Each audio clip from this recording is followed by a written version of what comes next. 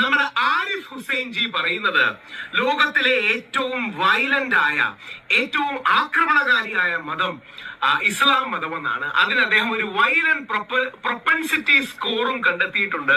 അത് ChatGPT 03 deep റിസർച്ചിൽ ചെയ്തതാണെന്നും അദ്ദേഹം അവകാശപ്പെടുന്നുണ്ട്. ആരിഫ് ഭായിയെ വ്യക്തിപരമായി എനിക്കറിയാം.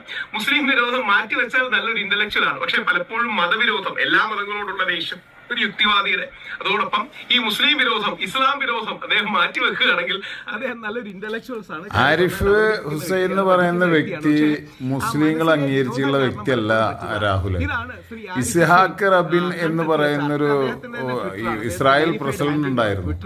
അദ്ദേഹത്തിന് മുസ്ലിമിന്റെ പേരല്ലേ, റബ്ബിന്റെ പേരടക്കുന്നുണ്ട്. അദ്ദേഹത്തിനൊന്നും മുസ്ലിമായി അംഗീകരിച്ചിട്ടില്ല. രാഹുൽ ടെൻഷൻ അടിക്കണ്ട. അതേപോലെ എത്രയോ പുകഞ്ഞ കൊള്ളികളുണ്ട്, എല്ലാം ഇസ്ലാമിൽ നിന്ന് പുറത്താണല്ലോ. ഇസ്ലാം പേര് വെച്ച്